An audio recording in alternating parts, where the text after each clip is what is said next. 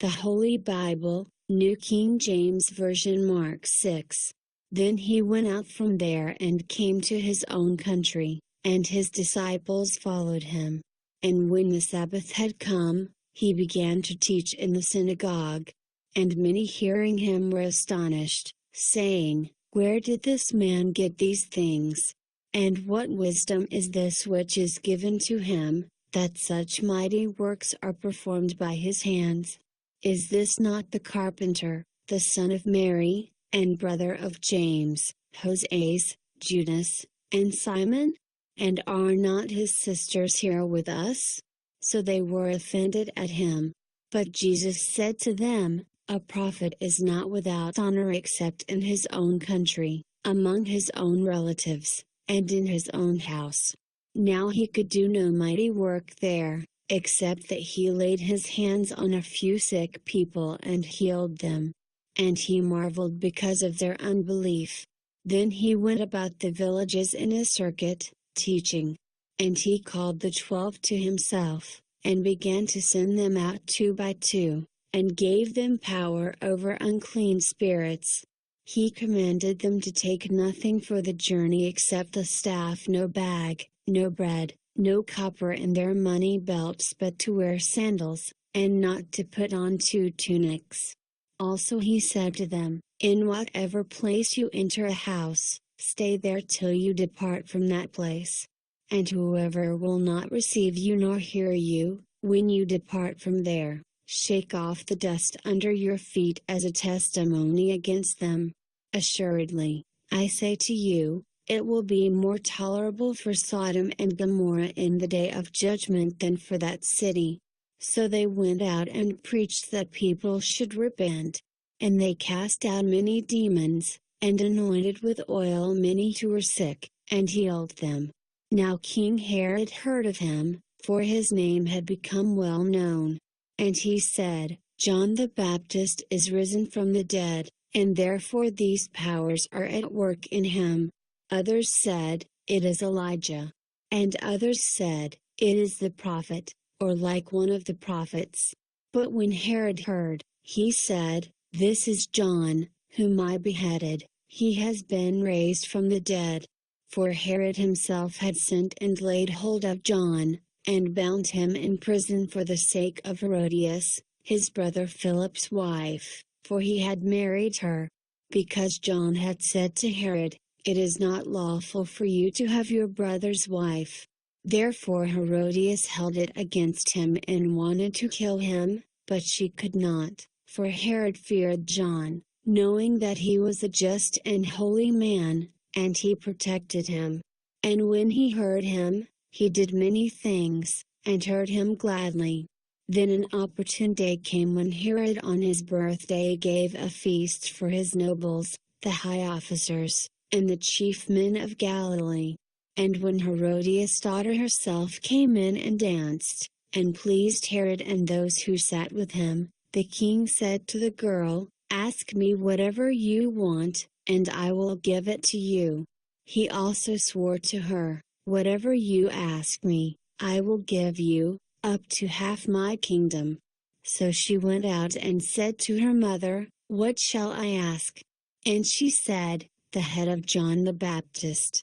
Immediately she came in with haste to the king and asked, saying, "I want you to give me at once the head of John the Baptist on a platter."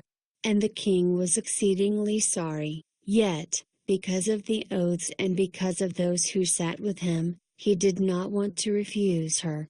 Immediately the king sent an executioner and commanded his head to be brought. And he went and beheaded him in prison, brought his head on a platter, and gave it to the girl, and the girl gave it to her mother. When his disciples heard of it, they came and took away his corpse and laid it in a tomb. Then the apostles gathered to Jesus and told him all things, both what they had done and what they had taught.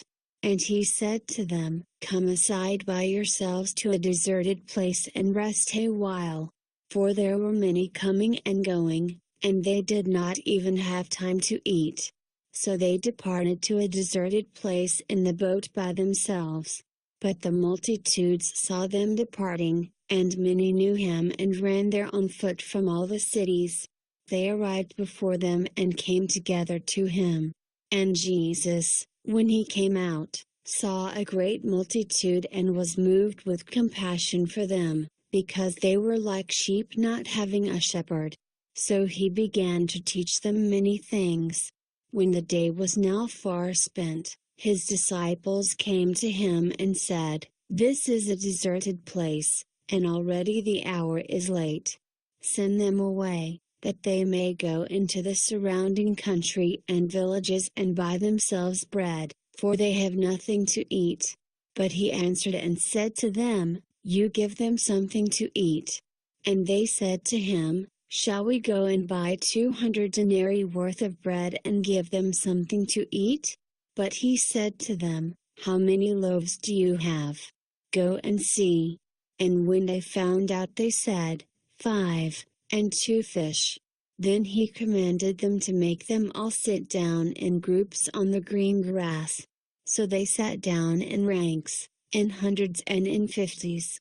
And when he had taken the 5 loaves and the 2 fish, he looked up to heaven, blessed and broke the loaves, and gave them to his disciples to set before them, and the 2 fish he divided among them all. So they all ate and were filled. And they took up 12 baskets full of fragments and of the fish. Now those who had eaten the loaves were about 5,000 men.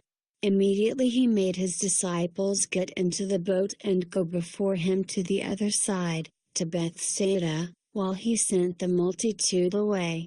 And when he had sent them away, he departed to the mountain to pray.